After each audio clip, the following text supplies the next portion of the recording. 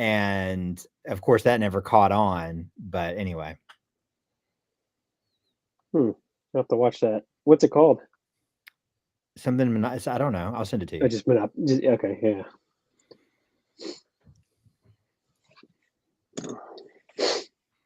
So it's funny. It says we're live, but then it just gave me a signal that says we're not live, but we are live. And it's funny. It told me that we're not on Facebook, but I'm watching us right here. We are on Facebook. And there we go. Now it says we're going live.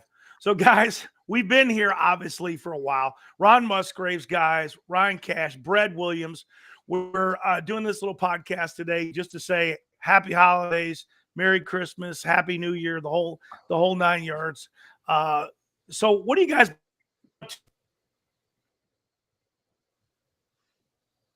And now we lost. Now we lost audio. You're back. You're back. You're back. Sorry, you're back. I heard what you said. What do you guys? And then you cut out. Oh, you know what? It'll all come together. I just told these guys we're podcasting today. Happy holidays, Merry Christmas, the whole 9 yards. Okay. Are we still, Merry Christmas. Are we still around? Okay. Yeah, we're here. We're all here. Okay. Well, we're live. It says we're not live on Facebook, but we are live on Facebook. So let's go. Let's go with it, guys. We're live on Facebook. Obviously, Sterling Wash can see us because he just made a comment. Yep, there we go. Thank you. Happy holidays, he said. Where are you out of, Sterling Wash? So what are you guys doing? Do you guys stay in town? Do you guys do like low-key Christmas, like big gatherings? What's your like vibe for Christmas? I eat Chinese food on Eve. Okay. At the sister-in-law's house. Hopefully she's not watching. She's the worst cook in the world. So it's not good Chinese food. So no, I cater Chinese food because we don't want to eat her cooking.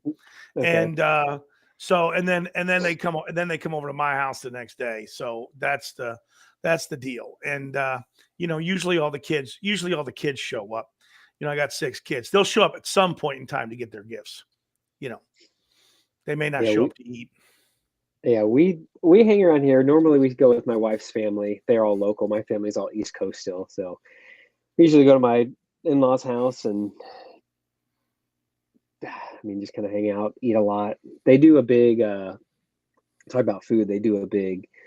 They're all like Swedish kind of ancestry. So I guess the big thing there is they do like a white Christmas Eve dinner where like everything on the plate has to be white. So it's like mashed potatoes with white gravy and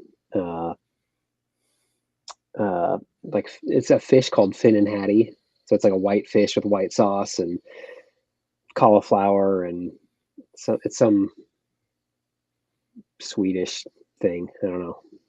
Have you ever eaten that like canned fish stuff? It's like that fermented, rotted fish. Isn't that like a Scandinavian thing? Oh, maybe. I don't know. That doesn't sound good, man. It's some kind of like delicacy, but I hear it's awful. Like making you can't smell it. I am not sure that I want fish I don't think I'm thinking about fish at Christmas time. I mean, I don't know. But I'm not thinking about Chinese food. I might go out for New Year's for some seafood, but Christmas time, no. Yeah. Matter of fact, I just talked about this yesterday, I think. No ham this Christmas because usually we just wind up tossing it away because after I've eaten about the 100th ham sandwich, because nobody else eats it except I got one other kid that'll eat it. So that's it. I could even give it to that kid and he can't eat enough of it. You know what I mean? So we're not doing any ham. We're just doing a turkey. And I couldn't get a big turkey for Thanksgiving. So we had this little mini turkey and didn't even have any left over for sandwiches for, your cranberry and homemade roll sandwiches, and that's the best part of Thanksgiving, isn't it? Yeah. You ever make stew from your leftover turkey? I did that this year, and it was no, but awesome. I miss my mother's ham bone and beans and ham soup that she makes after Christmas. She'll take that ham bone, and throw it in there and make the beans and the soup. Oh my gosh, haven't had anything since. You know what I mean? That's 20 years ago. My brother-in-law this year was telling me how. Was new to me. They take all their Thanksgiving leftovers and probably Christmas leftovers, and they'll go buy a bunch of egg rolls, and they'll throw it all in the egg roll and roll it up and deep fry it, and then dip it in gravy as a sauce, and he said it's super good. So we'll have to Oh, try you that gotta this week. have. You take the leftover gravy, and you take the homemade rolls, right? And you just salt and pepper that up, and throw the gravy over the top of that stuff. You eat that for Mhm. breakfast for a couple days in a row, don't you? And Oh, that you- biscuits and gravy. Yeah, that sounds good too. Oh, that's right. I'm the 300-pound guy here. You guys don't eat like that. I forgot.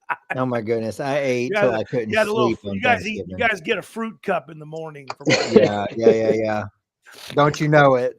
Me Yeah, and intermittent fasting, right? Yeah. That's what they call it. We just skip breakfast. So this is funny, right? You guys see this, right? Celsius. You guys saw Mhm. Jake Paul and them. You know, they promote this stuff during the Tyson fight and stuff. And I guess it's a Pepsi product.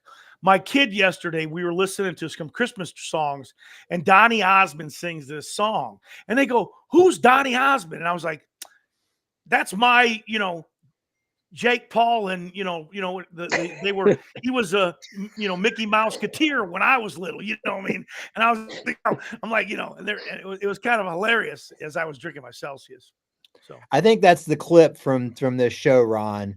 Is Donny Osmond was my Jake Paul, yeah. I mean, that's what it was. There you go. So well, we've Oh, got man. some exciting stuff coming for Christmas, Ron. We've only posted a little bit about it, but the leading couple of days before Christmas, we're thinking the 22nd, we will have a Christmas special for Project Grit. So we did an episode with Pat here in the Carolinas, and we're pretty excited about that. So that should be a fun little Christmas distraction to watch in the days leading up to Christmas. So that's on the radar. That's probably what I'm most excited about for Christmas. Yeah, I'm excited. I haven't seen any footage from it yet, so it's all gonna be. I'll probably watch live with you guys and get to see it the first time with everybody else. Seen some behind the scenes photos and stuff, but it looks to be a really good one. Well, it's like the totally opposite end of the spectrum that we were at last time. Being down in Florida with Crystal Clean, owned by Fleet Wash, biggest pressure washing outfit in the country. And on this end of the spectrum, we're working with one of the guys that was the first franchisee in Pat's new business. And so he's only 6 months in. So 6 months into the business and total other into that. And Ron's holding something else that's pretty good. Thank you for the love yesterday on your post, Ron. It was so kind. Well, that popcorn was delicious, man. You got to send me some more of that. I can do You know that. what I mean? I I mean, can send you some more that popcorn was crazy, man. Might as well put your guys' names up so people know who you guys are. Guys, look at this right here. Guys, can you see that right there? Look at that. There it is. Here we go. There you go. Brad Williams right there. Well, how'd you get that? I just got to ask, how'd the cover, who made the cover? Who did it? A designer we were working with who was, we worked with and I'll have to get you the name of this offline. We were working with a designer who is also part of a company that was helping me with the final stages of editing. Yes, it is personalized too. I love it. That's just for me and you, Ron. I love it. Well, I didn't read it. I didn't read your love note. I didn't read it. But at least you mentioned Nikki in the book. That was nice of you. I see that. I've read some of it. I haven't gotten through it yet. She is. So I dedicated the book to her. So it is. It is just inside the inside cover. Mm-hmm.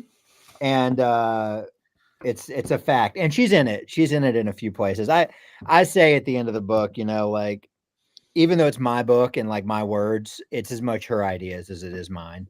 It's the things we learned together. And in marketing, I just happened to be the one that was foolish enough to think that I needed to put it down in a book. And I've got to tell, I'm going to give everybody a little bit of advice. If you have a MacBook or a Tower, don't ever have a mouse that has a battery inside of it, because when it goes dead and you're live, you are screwed. There you go. Good advice. You heard it here first. You heard it here first. I'm here with my cord now. I gotta plug my mouse back in, guys, so we don't lose complete control of the podcast. Yeah. You're one of those mice with the ball on the bottom of it still. Yeah. Well, you know, these Apple things, man, that stuff's all built in, you know what I mean? So it's like Mhm. you can't just pop batteries out and put new ones in anymore. They want to sell you that battery for like I think the mouse costs like $150, but the battery's like $195 to replace or something like that. Yeah. You just get a new mouse. Yeah. Well, that's what do you know? Do you have Apple TV? Not Mhm. anymore, but I have. I think they made those controllers to break. You know what I mean? Like you would set them down and they would break. And I was just like, this is ridiculous, you know. Finally, I just got, you know, I hooked up my phone to it. We don't have any more. Yeah, we have like a Roku on our TV, and they're so cheap. Like I don't even care if they break. You know, they're Mhm. 40 or $50, and they last Yeah, a while, and then you get another one. yeah. I just picked up the. We just went to Eastern Washington for a couple of days and realized we didn't bring anything for the kids to watch TV. So I ran through the store and picked up a Amazon Fire Stick. I was like, let me just give me the cheapest one. It was like $19.99, and I'm like, okay, like if that breaks, then just throw it in the trash. And Yeah, it's replace it. ridiculous, isn't it? It's ridiculous. So I think Sterling Wash has a question, probably for you guys. I'd have no opinion on it whatsoever. All right, what do you think about? So, what do you guys think about using water pumps to apply kittens?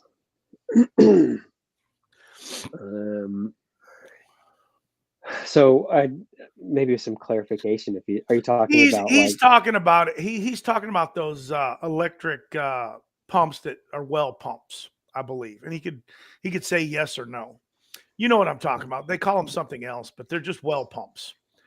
They were made for pumping water out of wells, and guys have been using them. And if he wants to ask my opinion of those things, I think they suck. They're horrible. They fall apart. They have to be rebuilt. They're costly. They're expensive, and they're not meant to pump chemicals. They're meant to pump well water. So yeah, I'm assuming maybe I could be wrong. I booster may pump, be I may booster be pumps, oh the booster pumps. pumps. They're Okay, called booster pumps. Yeah. yeah, I think my opinion would be to use something purpose built. Oh, it's a ton gas pumps. Oh, he's talking about now. We're talking about the diaphragm pumps that they're talking about, right? Yeah, They suck. They suck too.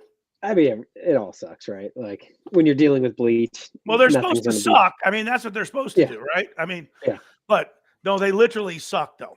Yeah. Yeah, I know Brad's thinking, we're trying to get sponsors here. Why do you keep saying that? I'm trying to think if I talk to anybody that this is going to offend. Yeah.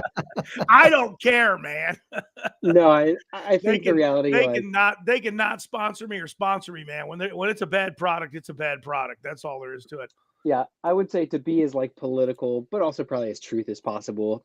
Anything like purpose built is going to be better than something that's being reused for something different, right? Like if you're reusing something from like a well pump to apply bleach, it's not going to be as good as using a pump that was designed to carry bleach or whatever it is. I think I'm the only guy that stands in the factory while they're in the R&D section, and I'm saying that thing really sucks. You really need to do some research and development on that thing. And then they look at me like, did he just say that? Yeah, I said that. Yeah, They're bad. You know this goes live tomorrow, right? They're bad. They're gonna be sending this clip over to AR and comment, and they'll be like, "What are you guys doing with this guy? He's telling everybody your shit sucks," you know. Yeah. And and it's the truth. They're terrible. And the funny thing is when you actually sit down to them in sidebarring it, yeah, we can't seem to fix the problem on that. It just keeps falling apart, and we keep selling a lot of them, you know. And it's like, you know, because they keep selling them because they break down, you know. Well, it's just like the Apple TV remote, right? If it breaks, you gotta buy another one. I bought 2 or 3 of them before I realized I was paying more for the Apple remote than I was for the TV. The TV is ridiculous. Yeah, they call that was it built-in obsolescence? Isn't that the phrase? So why did you write this thing, man? Tell us. This is it. Why did I write it? Yeah, why did you write it? You know, why do you write a book? Because I just can't do it. I can't write the book. I should have wrote a book 10 years ago, but I can't write a book. So maybe you can give me maybe you can inspire me to write a book. Oh man. it's a big process. You really got to want to do it. I think that's for sure.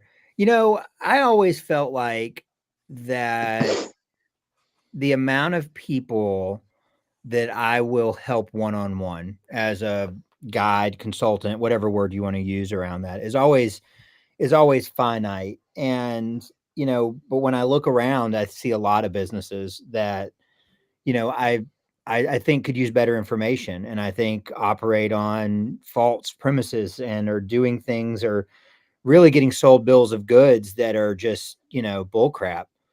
And so I thought that I always kind of felt like, you know, putting it in a book makes it all more accessible. You know, I think the information is not a secret. So it's, you know, maybe this is a bit cliche, but it's, you know, the democratization of the information. It's the making it easier and more accessible. It's, you know, taking some of the mystery out of it. It's also kind of calling out some of the, you know, the things that are sold that really aren't all that good. And giving people a better way. You know, it's not do it my way. It's, you know, the whole point of the book is refocus on the things that matter. So it's really more of a call back to, like, you know, are we paying attention to the things that actually move the needle? So you know how I read a book? Do you know how I read Do a book? tell. People read books from the first page to the end of the cover. I read your creative process first because it's your largest section, in case you didn't know that about your own book. Uh-huh. Okay, so I went to that first. And then I read relationships, which is one of your shortest sections. But I read that next because that's the subject that I'm, you know. So that's how I read books. I Okay. don't know if guys read books like that or not, but I read books. When you send me the Audible, I will listen to it from page 1 to 2, or, you know, page 1 to 100 and something. But that's how I read books. I don't know how you guys read books. You guys read books that way? No, I usually actually read it like in to order. follow along from beginning to end. Do you know what I told my kids the other day? What's They were that? like, they're all using Chat GPT now, right? So I said, hey man, I said, we used to have this thing called Encyclopedia Britannica. And it was like this thing on the wall that was like 1,000 books. You know, we had to have a special shelf in the house for all those things. And I said, I read those things, you know, not from one cover to the other, because same thing. I would go to a encyclopedia because we're all old enough to have used encyclopedia here. Okay, I hope so. But like, I would go to encyclopedias and I would find the subject and we'd go read about that subject. Did you guys do that, or did you not do that? Yeah, I think yes. I mean, you're not before Google, Ryan. Yeah, we You're were there, but no, but I Brad's was in, like, before the Google, phase. so he had to have used encyclopedia. Of course we did. I mean, Yeah, my parents never bought one, but we always had them at school. And Yeah, I always same loved thing. to go, like, try to dig out information that was exciting. But I mean, it's a reference book, right? An You encyclopedia is mean a you reference didn't book. have an encyclopedia and Bible salesman come by and he Yeah, my couldn't sell you parents the just never bought us he one. couldn't We sell just you the never got Bible, one. so he would sell you the encyclopedia set? I No, mean, come on. I think for me, I was right on the cusp of, like, the turnover from encyclopedias to encyclopedias on a CD-ROM. So we had like 10 CD-ROMs you could stick in the computer, and like each one was a few letters or whatever in the encyclopedia. I was like right at that digital age where things are starting to switch over. So, Ron, like, my burning question is, I didn't quite understand what it is you read out of here, but, like, do you have feedback? Do you have thoughts? No. I will wait until I read more.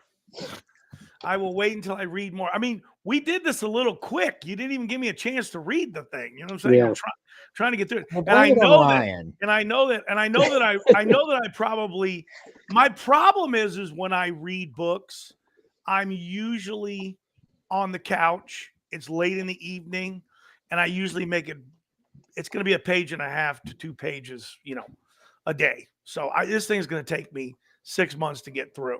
Yeah, so Unless next summer we next can summer, revisit you know. the content. And Yeah. I'm just hoping like this audio that you're working on gets done really quick, because It then will. I could just I got a lot of windshield time. So windshield time is my audiobook time, you know, probably for you too. That's when I listen to audiobooks, you know. Yeah, a And lot of windshield time, a lot Yeah. of audiobooks. Yeah, a lot of audiobooks, windshield time. So sooner you get it done, the better off you'll have a chance of me finishing this thing before next year. and you'll get my soothing voice to listen to while you're out Yeah, in the I car. could just imagine that. You're not gonna dub that with AI and give me some. No, this is authentic. Yeah. No, Well, Keep it I bet real. you'll be a good reader because you're a good speaker. But like I couldn't. There's some guys in the industry we were talking about that like that monotone. Just the guy never changes his tone of his voice. I mean, you're gonna put me to sleep. I'm gonna hit a tree or something. You know what I'm saying? Yeah. No, Well, maybe we need to put a liability statement at the beginning. yeah. No, I think Brad's probably been working on his speaking, because we've been working with a lot of professional voice actors over the last year, and I think they've kind of made us both realize how good somebody can be at reading and saying lines. And this big project we did, I think it was very early in the beginning. Brad was like, well, I can just be the main character. We did this audio drama. He's like, well, I can be the main character in it. We heard a couple professional voice actors reading some lines, and I think your tune changed pretty quickly after hearing them read. Not a chance. Yeah. You mean it wasn't C spot run?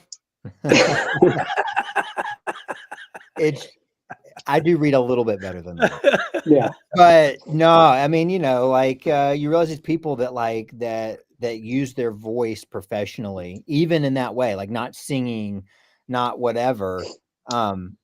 It's a pretty big difference, like the things they can convey without seeing it is impressive. Now you guys are making me super self-conscious. I'm about 2/3 of the way through. I'm like, man, it's probably going to sound kind of monotone. I just read it. Maybe I have to go through and perform it. Yeah, no, Stay tuned. I'm sure it's going to be good. Stay tuned. The content's good, so I think that's what, regardless. No, it looks good. I browsed through a couple more sections and stuff like that, but I just haven't, until I actually, do put it. Sometimes there's a message inside, right? And you gotta consume the whole thing. You can't read a book like I read a book and then say, okay, I get it. Because you got to. Sometimes the author says, hey, there's a folding message here that each of these chapters, and all the content kind of melds together, because that's what the journey's about, right? Yeah, I mean, if I were going to give a piece of advice to someone else reading the book, I would recommend reading it from front to back. I did order it in that way. That's what I'm saying. there was some thinking in that's that, what I'm so. saying. That's what I'm saying. There's a journey. There's a journey. Me, man, I'm just trying to look for the short version. You didn't have no cliff notes, I think, Ron, I think the takeaway here is like, everybody doesn't have to read the book. I would love for people to. I think there's a lot of nuggets in there. There's a lot of how-to, there's a lot of takeaway. It's not just my discourse. It's not just my point of view on the world. There's, a lot of step-by-step. There's frameworks, all those kinds of things. But the big takeaway is that the thing that's missing for a lot of people is empathy and real client understanding. Is like, am I speaking to people the way they want to be spoken to? Am I offering what they really want to buy? Am I considering how they want to interact with me throughout all my marketing and then throughout how I serve them? Am I making it easier for myself? And am I learning the skills that allow me to do that well? Right. And then it's like, oh, by the way, trust is hard to come by. So how do I use community to leverage my trust? Like, Ron, when we get on here with you and speak with you, I get a trust bump because there's people that know you that don't know me. And we all need to be thinking about, like, 1, how do we increase our trust? 2, how do we communicate? 3, are we being empathetic in those things? That's the message of the book, but it just happens to go a little bit deeper in like how to actually apply that in your business. Yeah. And and here's the difference. Like, a lot of people think that like my sales are more rough and I'm more, direct and forceful. And the reality of the thing is my sales isn't even aggressive. You know what I mean? I don't have any aggressiveness in my sales. I've always wanted to build something that people want. You know what I mean?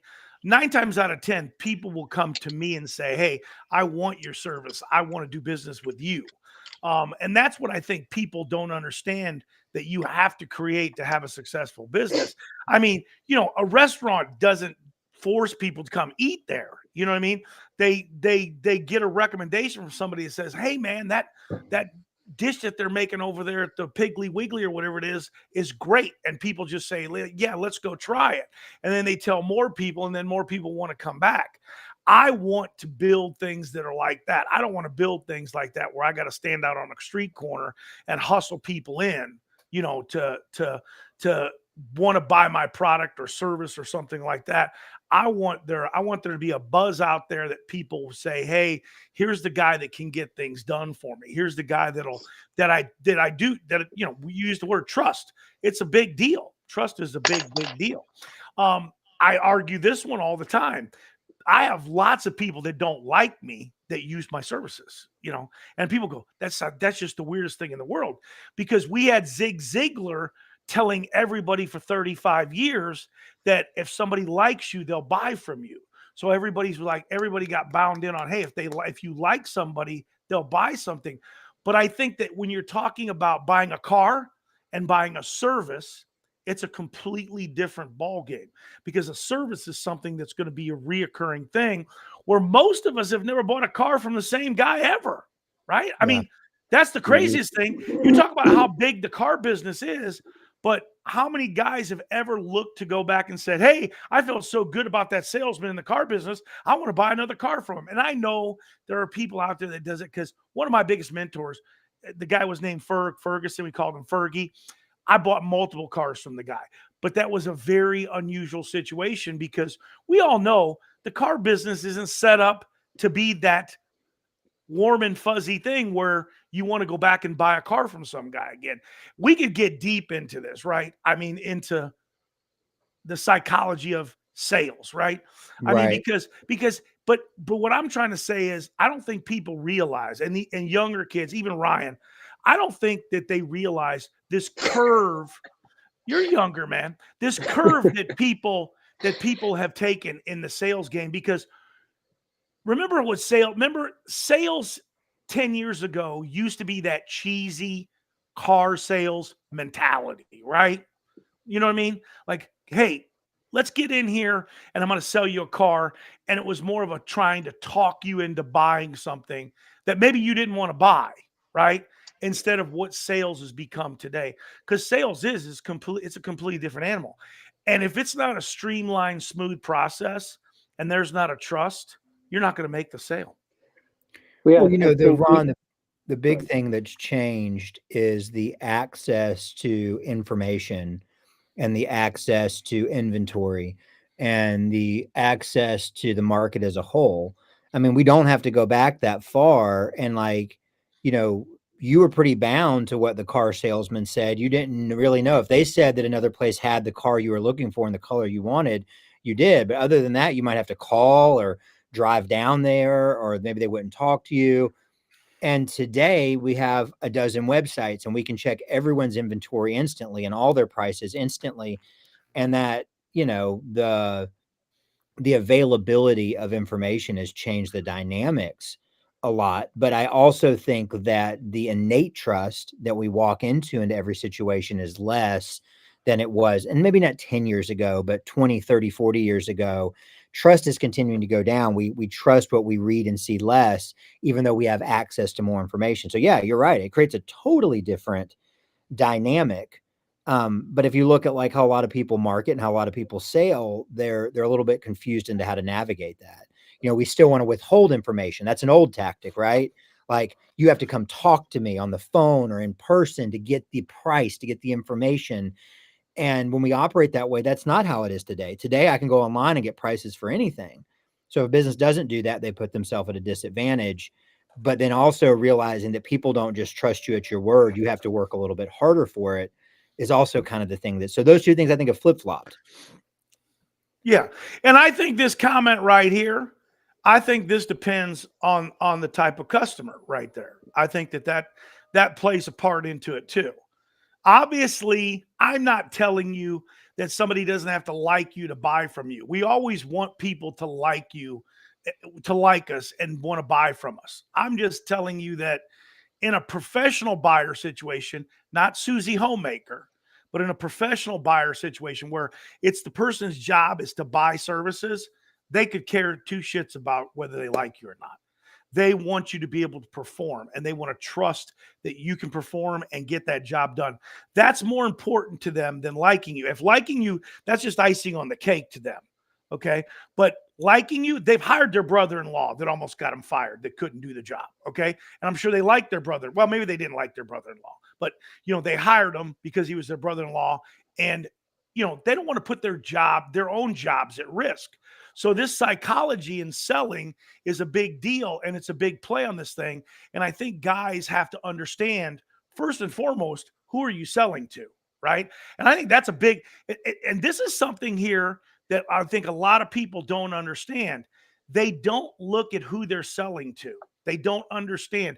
You've got to know who you're selling to and what their points are that they need to cover.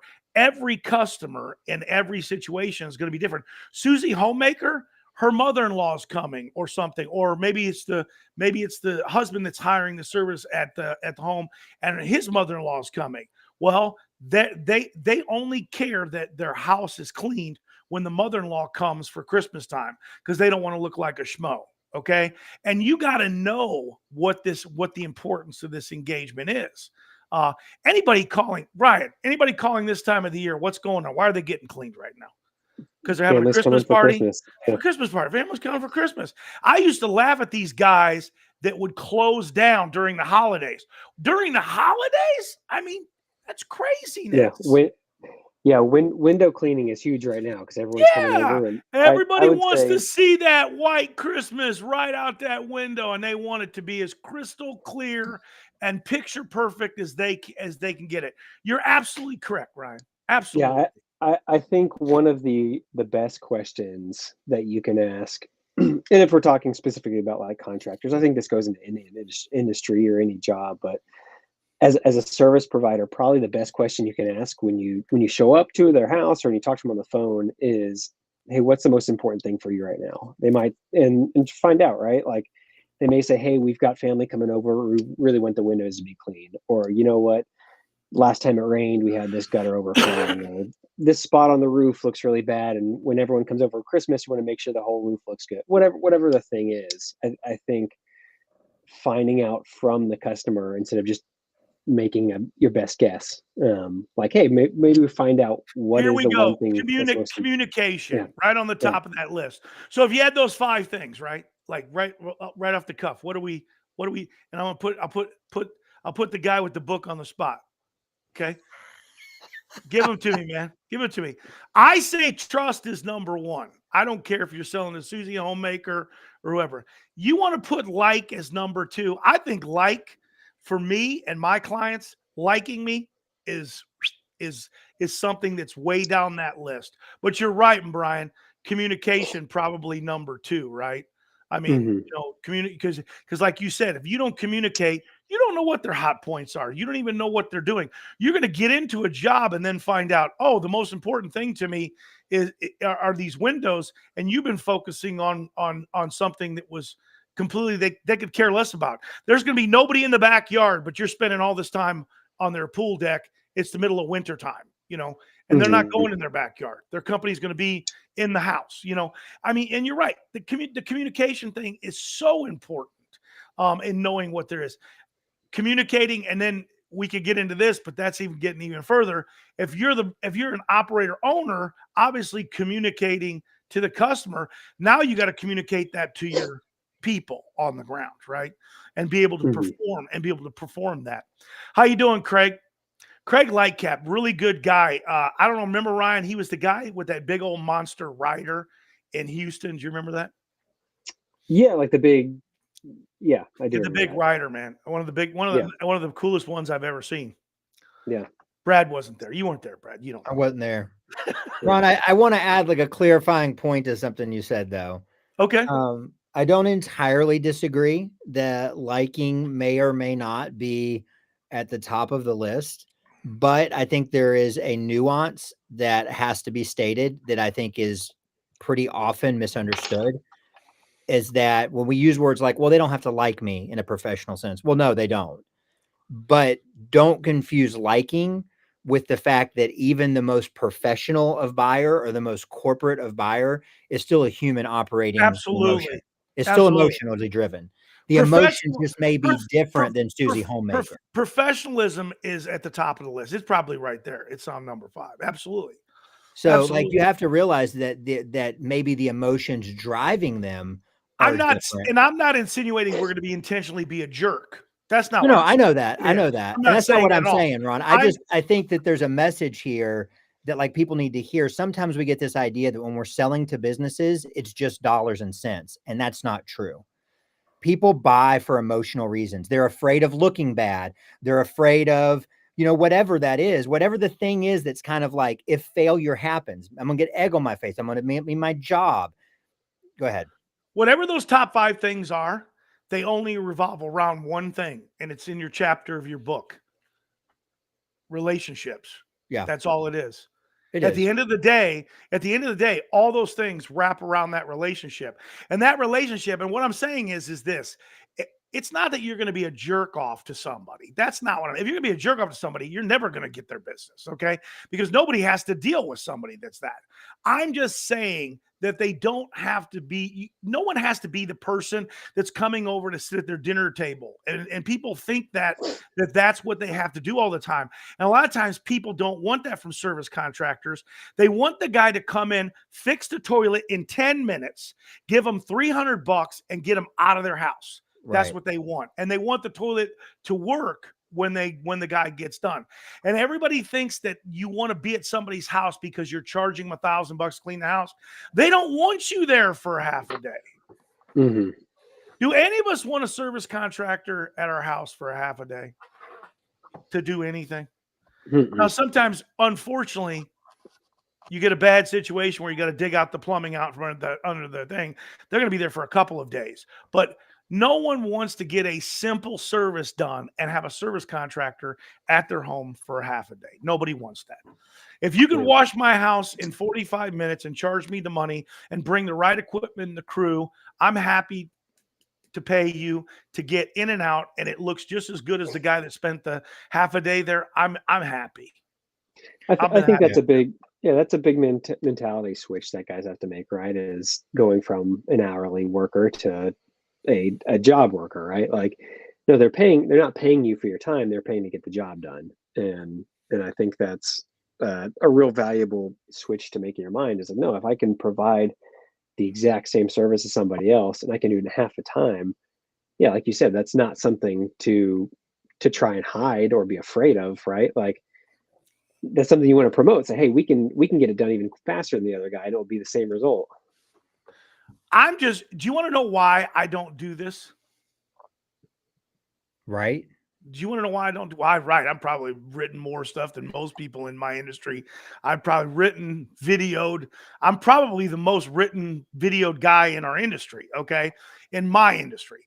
But the reality of it is that only recently we were in the green room and we were talking about, is the customer always right? Ryan corrected it. Tell us what the real version of that is. Yeah. The whole quote is the customer's always right in matters of taste. Mm-hmm. I don't know who said it, but I know that's the quote. Now, the verse that we've all been told, the customer is always right. There's an age-old argument, and if I put it online right now and I said, hey, is the customer always right? Guys would have 19 different reasons why. As a matter of fact, more service contractors would say, no, the customer's not always right. Okay. And I used to believe that. So if I had written this book 5 years ago, 3 years ago, whatever that case was, I would have had to rewrite the book. Because I would have probably been one of those contractors saying, no, the customer's not always right. And I can tell you right now, unequivocally, and they can put this on a sound bite because I'll say it, the right customer is always right. That's what it should be. The right customer. If you don't have the right customer, then they're not right. And you know what? You got the wrong customers, because when you have the right customers, they are always right. That's it. And that's my new. I'm gonna actually quote that and put it down, Ron Musgraves, because that's what it really is. That's what it really is about. And I think that guys miss the boat because I think that they sit there and go, well, no, she said I busted her window and we didn't. We have a picture of it before, blah, blah, blah. Hey, guess what? I'm replacing the window if it's the right customer. I'm not arguing with them. And I wouldn't have been doing business with them to begin with if that customer wasn't that valuable, because that's how I vet people, because I'm a strange bird. I only work for those I want to work for. And 9 times out of 10, I seek the people that I want to work for. They don't call me unless it's a referral. And then I have to call the referral and say, hey, how important it is that you want me to work with Jimmy, because I don't believe he fits into my model. Mm-hmm. And then if they say, hey, can you do me a solid and work with Jimmy? Absolutely. I will work with Jimmy for you. Or they say, no, do what you want with Jimmy. Okay, I'm not working with Jimmy, but I'm going to give Jimmy somebody that can help him. One of the things that is often not thought about, right? Like, it's really easy. You have a business, maybe things slow down for 5 minutes, and you start worrying about your next job and paying the bills next month and all those things. And we get real ready to do business with anybody that has a pulse and a checkbook. But the truth is, like, doing business with the right people, like what you're talking about, is the customer always right with the right customer, is there's a lot of benefits to it that aren't like surface level. And the biggest one, I think, is the idea that when you're working for the right people, it's the people that have the most success with you, right? And those right people are the ones that love how you do things, that love the results you get. And when you have people who get good success with you, they're the ones that say nice things. They leave good reviews. They tell other people about you. And when you do business with the wrong customer, the opposite happens. Yeah, you might have gotten a paycheck, but they probably called you back. They probably left you a bad review. And they may have even told a couple of people that you didn't meet their expectations. And so it's not just like this feel good, oh, I just want to do business with people I like. There's more to it than that. There's actually strategy in it, because good customers multiply. Good customers improve your reputation in your community. So like there's more reasons to it than just like, oh, it's just people I want to do business with. And I know someone's going to hear that and be like, well, that ain't real business. I just, I do business with people that, pay me well. And it's like, well, there's more to it. Well, you want to know what? Very early on, everybody always in my circle thought that you're supposed to treat all these people equally, and I learned really quick that not all customers are equal. That's just the facts. And that goes in with saying, hey, you got to have the right customers, and the right customer is always right. That's just where it is. That's just where it is. I mean, I've got customers that they're going to call right now with a complaint. There's not even a question of what we're going to do. We're taking care of it. Whether it's us or whether somebody else did it, doesn't matter. We'll take care of that. And I've had customers call me back and say, hey, Ron, you didn't do that. We saw the video. You didn't do that, but you took care of that for us. Yeah. You asked me to take care of it. We took care of it. Yeah. You have no idea how far that goes. Yeah. And that trust meter up to here. Yeah. And then they go, well, we want to pay you for that. No, you don't have to pay me. Don't worry about it. Yeah. You don't have to worry about it. But if you don't work with the right people, you can do everything in the world for them, and they'll never be able They can watch the video and they're scumbags, and they know that you didn't do it and you took care of it, and they think they got over on you. That's the wrong customer. That's right.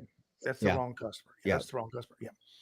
So, and that's what you do when you do this, unequivocally, you take care of it, you handle it. When you say that you guarantee, I like these guys that guarantee their service. You understand? They sit there and they go, I got a guarantee. What is a guarantee, Ryan? It means that you're going to go out and rewash the house again if you get a complaint, right? Even if the house doesn't need to be washed, even if you know it doesn't need to be washed, you're going to go out and wash it again, right? Yeah, I've rewashed. And how many times? And you're the right guy. You're the guy I would want to hire, right? I wouldn't do that to you, but I would want to know that if there was a problem, you would come and take care of it. And that's why I never sent the same technician back again. Because you know what the mindset of the technician was? Well, I didn't do nothing wrong. Yeah. And I don't want that guy on the property. I want the guy that's going to go back and take care of it. And you learn who the people are that are going to take care of things customer-wise. And I never let the same technician go back and fix his own mistake. And that kept the Q&A on things, because kept a quality control on things, a QC on things, because if a technician knew Billy was going to go back and fix his problem, do you think that Jimmy screwed up the job? Because he didn't want Billy going back on his job, did he? Right? Mhm. He didn't want to find out that Billy was going to go and inspect his work and find out he really did a shitty job. You Yeah. understand? And it was a mindset. And then you created a situation where less customer service problems happened because they knew they weren't going back to fix their own job. They weren't allowed to. If they didn't go back to fix the job, the salesman would be the person that would go back and fix the job. And then you want to talk about it. You want to talk about somebody pissed off. You think a salesman wants to go back and wash a house? Yeah. No, because it was his job to make sure when he collected the check that what was right. The job was right to begin with. That's right. Right. That's right. I mean, and all these checks and balances and systems that you got to have in play when you run a business. And I'm using a house, guys. Guys don't think I wash houses. I wash 20,000 square foot houses for free for the right customers. Mhm. Yeah, I think a big kind of summary point, and Brad, you can correct me if I'm wrong, that, and I think he tries to talk about in the book a lot. And him and I think have been talking about this lately. I can't wait to read it. I haven't read can't. the most recent version of the book. I read a very early draft, so I'm gonna have to still read the newest version. But I think changed one a of the lot. points, yeah, I think one of the main points, And that was my is- problem. That was this whole point of this conversation. I'm afraid to write the damn book because my thoughts have evolved. So if I'd have wrote this book when Ron was 19 years old, man, the whole thing would be, it had to been burned. It would have been one of those book burning things. You know what I'm saying? Because that's the point of this thing, right? And this is a good point, because when you got these gurus out there, and I believe that everybody, whether they're 10 days in business or 10 years in business, I believe that people in general have something to contribute, whether they're brand new or whether they've been in the business for 40 years. But let's face it, listening to somebody on some of these viewpoints like this they've been in business for even 3 years. There's no way. Some of these things that I know, Brad, you've gotten and I've gotten, I'm going to tell you something. I didn't learn how important that value was till I was 10 years in business. I was 10 years in business. I had been in business from 1984 to 1996 until my life changed. My life changed in 1996. What happened? Yeah, One simple thing. Olympics. One simple thing.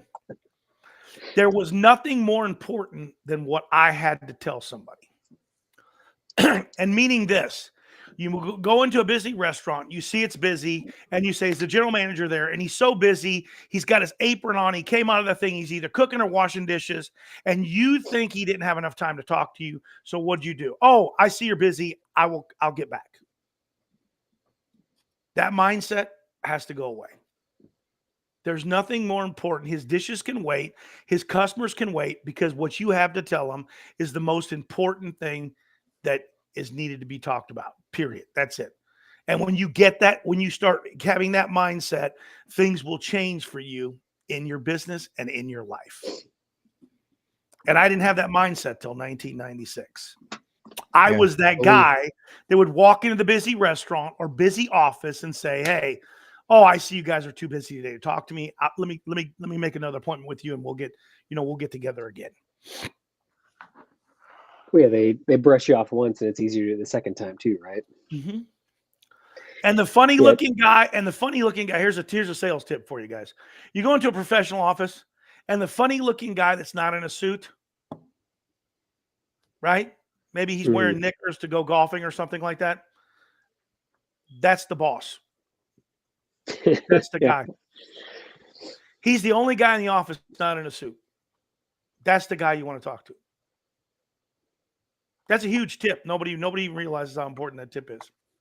Yeah. He's not the guy cleaning the office. He's not the janitor. He's the guy that owns the place. He'll be the worst dressed guy in the entire office. Every time. You know what I'm talking about, don't you? Yeah. Yeah. I think that kind of harks to the point of like I think in everything, in marketing and sales and whatever, there's like a game that everybody plays, right? Everyone's in the same game, and I think the big point of the book is not how do you play the game the best, it's how do you get outside that game so you don't have to play anymore. And I don't know, Brad, if that is a good summary or not. I don't know if that kind of aligns with what you think. When you have the right customers, they will perpetuate themselves. That's absolutely correct. You're right. It's But, like yeah, that. It's like that circle. Once you're around the right people, what happens? Yeah. It's everything. It's everything. Yeah, it's absolutely everything. You never have to. You never have to do. You never have to do any marketing ever. You don't have to hire Brad ever. It's over. I hope that I can contribute to helping people figure out how to do the things for themselves and have the knowledge and be able to figure it out. Like that would be wonderful. You know, I would love to hear those stories, you know, and hopefully the book is a piece in that journey. I mean, I'm not so egotistical to think it's the last word in it, but you know, I hope it's a piece in that journey. And Ron, you're right. Our thoughts do evolve. Like it did rewriting this book. And I have another book that I'm working on right now because my thoughts evolve and I see there's this other thing we can really dig into. And that's okay. And I don't think we'll be at a book burning party with this thing. I don't think. No, I don't think so either. I don't think it'll be a book burning party, but I don't think so either. You know, but here's the thing, Ron. I think maybe you waited. I think maybe you waited to the right time in your life to write this. I think maybe that's what I could say. Maybe the doors opened up. The doors opened up for me to write. That's why I wrote it right now, because the door's open for it. But you know, I think the concepts in it, you know, at the core of the book, it's about people. It's about relationships. It's about connection. Those things are not going to go out of style, no matter how much AI we have or tech or how sales change or whatever. People are going to be people and you need to learn how to connect with them. And you need how to do it in ways that they want, not ways that you want. And you're right. Belief is everything. If you don't believe you have something that's so important that it can't wait, you're not going to be really good at selling it. You don't believe in it. You don't believe in it. And at the end of the day, like what some people don't want to hear is that, and I say this in the book because I think that it's important. All great success stories are built on great products and services. There's no marketing that overcomes garbage. It will find you out. You have a crap service, you do it, you might be the best salesperson in the world. Eventually it's going to come back around. Here's proof. Jobs had the best product. How long did it take the world to find that out? It took time, but it did happen. So could you say he was horrible at marketing? We could. I think he was unempathetic. I think he really struggled to make what people wanted. I think it took a long time. He had to grow up. I think the before genius, he was willing to do that. I think the genius is he put those in Ryan's classrooms. I missed Apple being in the classroom. I know Ryan. What'd you work on in the classroom? What'd you work on in a classroom? You didn't work on a Chromebook. It didn't even exist. Is an Apple II. That's right. That was the smartest thing he ever did. He had a whole entire generation that used Apple. That's why they're 38% of the market today. But nobody will give him credit for that because we're sitting here saying he was a bad marketing guy. And in reality, it was genius. Oh, I didn't say that. I said that. No, I say he's a bad marketing guy. No, I think he's I think he was a bad marketing guy. I really do. I do. I think he was. I don't know. He got really good later in life. He did. He got really good at it later. But wait a minute. He waited to write the book. Yeah, he had to get a good serving of humble pie before he was ready to take his genius. He was fired from his own company. Nobody even realizes the story. He deserved it. He deserved it. Fired from his own company because he was that bad, right? He deserved it. Yeah, that's right. Yeah, but one hell of a comeback. Yeah, absolutely. Yeah, and I don't mean to say if you have the right product, all will be well. It's the right product with the right strategy and the right marketing. No, I only use that as because it's a standout product in what you said, and it curves on what you're saying. The two have to be symbiotic to each other, or it doesn't matter. You know, you can be the great salesman, but you have a shit product. It's not going to work. You can have a great product, but or the opposite way. You could have just the opposite. You can have a great product and be not a good salesman or a bad product. You got to have them both. It has to be a symbiotic thing.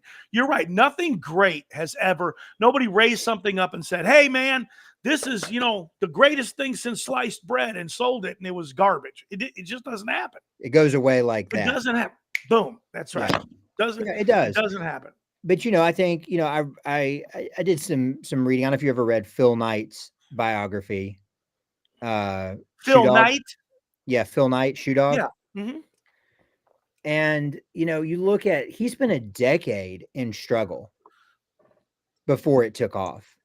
They had to fail with all their ideas before they were willing to take a chance and start making their own shoes and make them Nike.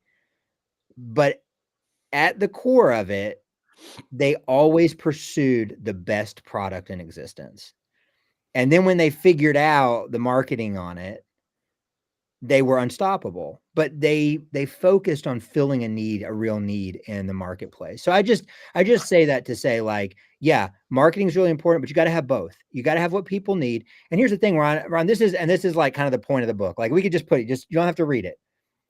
Is if you go back to the right people, doing business with the right people, you can figure out what the great product or the great service is and how to market it to them, because they have all the answers. When you learn about them and you know who they are and you understand them and you're empathetic to them, you can get all the answers of, oh, I know what they need. Oh, I know how they talk. Oh, I know where they hang out. Oh, I know what they want when I'm there. And now I can wrap that up in my business and build a winning business strategy. It's just that simple. Yeah. Ron, I think you've talked about it a few times when we've chatted about, I'm pretty sure it's you who said there was a year or something where you cut your customer list in half and made more money, right? That's probably, I think if it was you or somebody else, I mean, that's a story. It was me. Most business owners. Okay. Thousands of customers to 76 people. Yeah. And you make more money. And I think that made more money. It's absolutely a fact. It's incredible. And I think that's the point, is you find out who the best customers are, and you try and replicate them instead of just trying to cast a wide net and get everybody. And well, maybe I can go sell $100 to. You are wasting your time with a large customer book. You're wasting your time. Everybody's market has the right customers, and you got to find them. How do you do that? That's the next book. How do you find the right customers? Guys, I have got to jump. I am late for another call. We're gonna let you go, but we're gonna wrap it up anyways. Thanks, Brad. We appreciate you coming out. Hey, Merry guys, Christmas. How do they find this, Brad? How do they Amazon, clients content community on Amazon. Find it, guys. Get it. How much is it? Like $13. $7.99 for Kindle. $13 now. Oh my gosh. It's killing me, man. Have fun. Does it come with popcorn? That's only for special people. Oh, dang it. That popcorn, popcorn's on Amazon. See you later, also. Brad. We'll finish these guys up, man. All right, take it easy, man. All righty. Yeah, you can throw the bag of popcorn in your Amazon cart and get it at the same time if you want. But no, I think that's the value, right? Finding the right customer. And the way you do that is through empathy and talking to them, and it's everything we've talked about. It's the communication. It's about figuring out probably first who is your best customer and understanding your market and who you want to serve, and just kind of working at it through relationships rather than SEO, right? SEO is a good thing. It's good to be at the top of the list, but it is certainly not everything. You can be at the top of the list.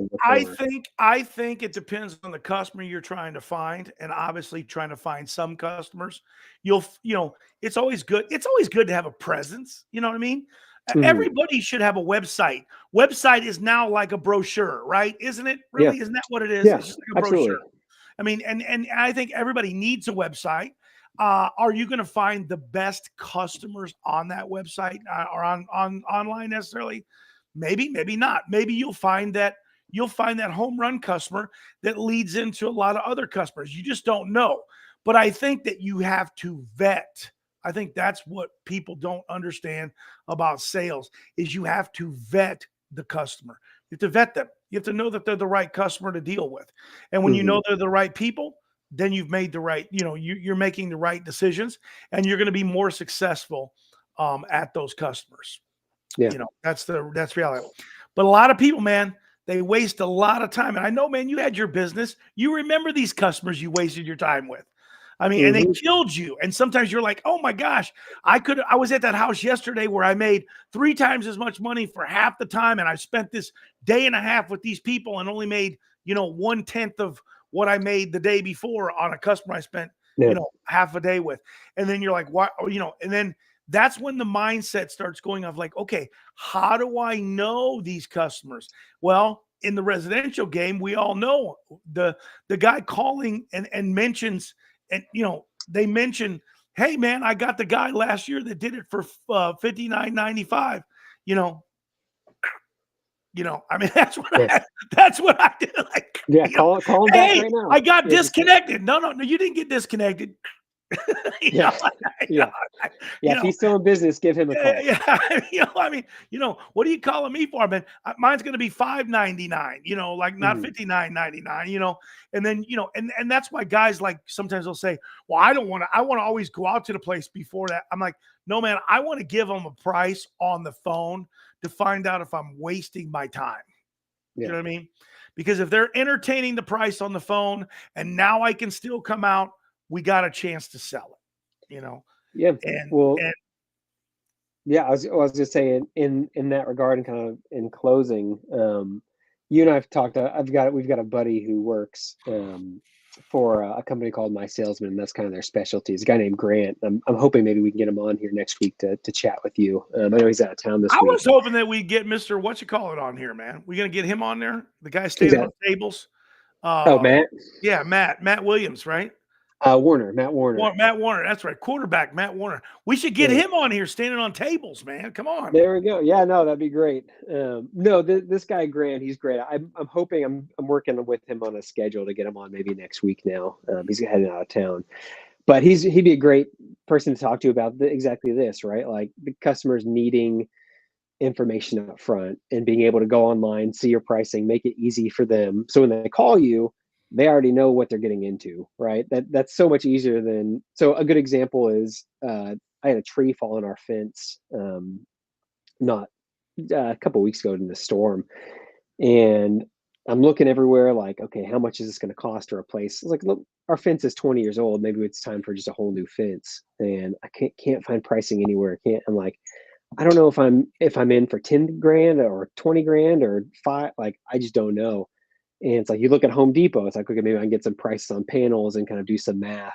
And I call this company and I'm expecting $10,000-$15,000. And the first quote I get's like $25,000. And it's like, okay, well, I'm not, that's so far out of what I was expecting that it kind of threw me for a loop. And whereas if I had gone on their website, I could have said, hey, this is how much it costs.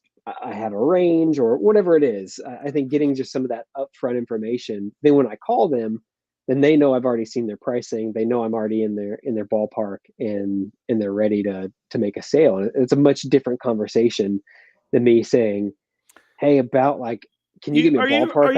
Are you ready for the trust meter?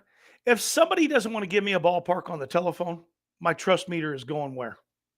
Yeah, it's ding, ding, ding, ding, ding. Yeah, I'm like, wait, the alarms are going off. You know what I mean? Because like, if you can't, like you said, if I call a guy to do a block fence and he can't tell me what per panel charge is, I'm not even interested in talking to him.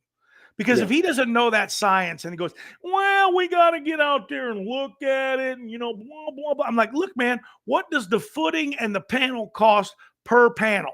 And I'm sure you got a minimum on your panels, maybe 4.